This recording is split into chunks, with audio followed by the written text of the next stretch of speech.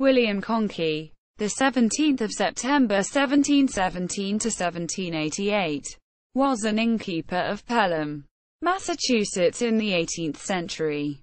Early life. William was born William McConkey in Worcester, Massachusetts to Alexander and Margaret McConkey.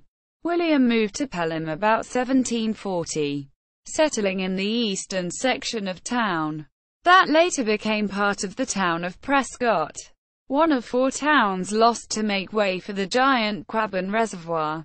About 1743, he dropped the MC from his name, appearing in records from that time as Conkey, as did all others of that surname in the area. That same year, he was elected Hogreve, followed by public service as surveyor of highways, fence viewer, and selectman. Founding of Conkey's Tavern. William founded Conkey's Tavern in 1758 in a frontier village amidst the French and Indian War. He built the first tavern in Pelham in a remote location, 1/2 mile, 1 kilometer, from any other building. Town records show licenses to be an innholder, retailer, and common victualler being issued beginning the 25th of August 1772, putting a legal stamp on ongoing activities. In 1769, tavern records show him paying £1 for 1,000 nails, and in 1776 the town paid him £1 for conveying provisions to revolutionary soldiers in Watertown, some 80 miles, 128 kilometers, away. With his death in 1788, the tavern continued under his son William's management. William Jr. continued the jack-of-all-trades tradition as innkeeper, shoemaker, butcher, lumberman, and school committee member. Conkey's Tavern, located in a valley of Pelham, Massachusetts, had an important role, not only in Massachusetts history, but also in the history of the United States. It is famous as the home base of Shays' Rebellion, a post-colonial uprising that greatly affected the final form of the U.S. Constitution and the decision to authorize a strong central government. The rebellion-related discussions that occurred in the tavern setting give some insight as to whether colonial taverns were typically places to momentarily escape life's cares or instead were places of informed, sophisticated debate, or both. Say, tavern, and popular revolt, and the easily summoned image as an inebriated, overwrought rabble. A little study reveals that image to be false.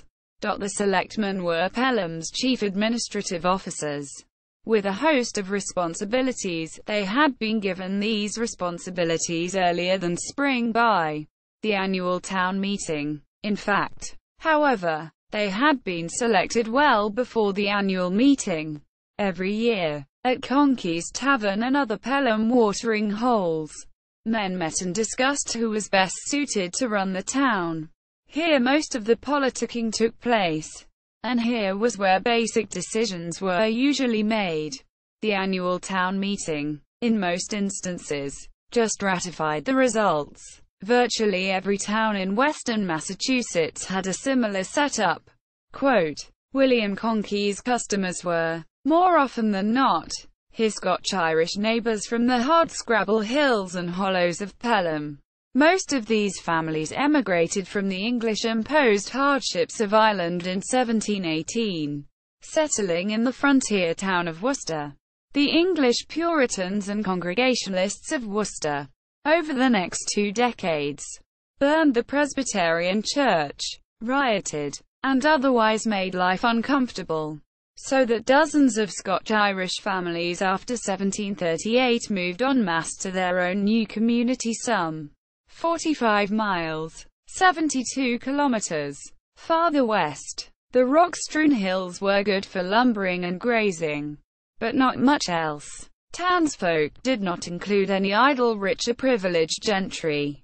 Scotch-Irish families often functioned, willingly or not, as isolated picket lines when Native American war parties were on the move, as depicted in Last of the Mohicans.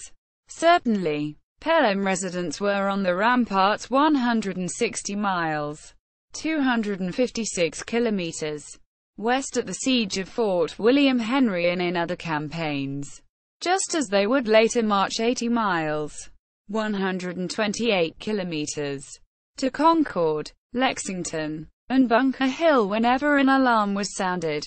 So when landlord Conkey served up to the rum, brandy, and wine from his cellar, those raising a tankard were often hard and wary veterans, while popular accounts of Shays' Rebellion emphasize impoverished, debt-ridden farmers desperately trying to stave off foreclosures. The issues that animated the discussions and informed the petitions crafted within the tavern were much more sophisticated. Many issues led to Shays' Rebellion, but two stand out as tavern fare. With the Revolutionary War won, states began the process of writing and ratifying their own constitutions. The wealthy Eastern interests in the Commonwealth of Massachusetts maneuvered adroitly to concentrate political power in their own hands while spreading the burden of taxation as regressively as they could among the common folk. The subsistence farmers of western counties comprehended, organized, and petitioned to champion concepts like no taxation without representation, to throw off destructive and tyrannical government. States had paid for Revolutionary War soldiers with paper notes, which veterans soon learned were worth maybe a tenth of their face value.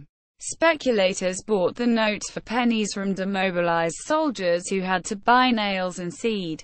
In the tough economic times following the war, the speculators then convinced their friends in new state governments, controlled by like-minded merchants and bankers, to redeem the full face value of the notes.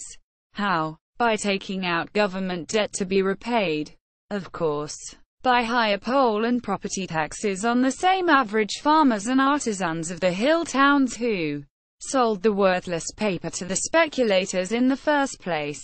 Not only was the tax bite going to be heavy, then, it was biased against farm families with grown sons, and the chief beneficiaries were to be Boston speculators.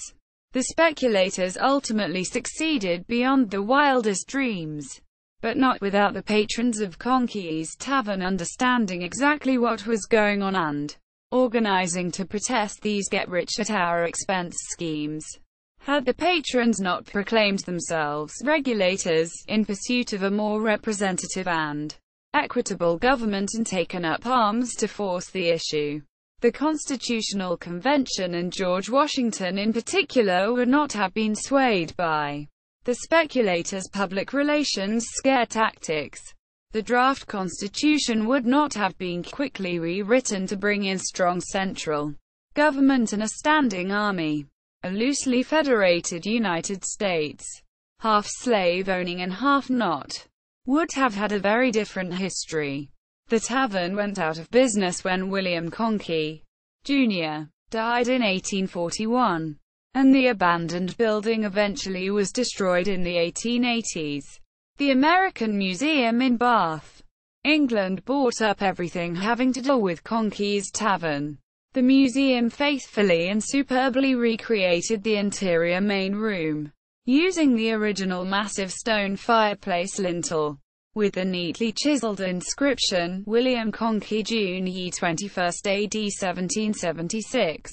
Scores of tourists tramp through the simulated tavern daily, sampling gingerbread and pausing for warmth at the well-maintained fire.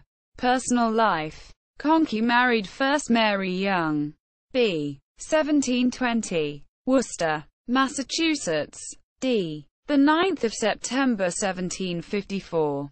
About 1740, about the time that William and Mary moved from Worcester to the new town of Pelham, William married secondly Rebecca Hamilton, b. 1727, Worcester, d. the 3rd of July 1811, Pelham, daughter of Thomas and Margery Hamilton. On the 17th of November 1755, Conkey died in 1788 in East Pelham, Massachusetts. Conkey's Tavern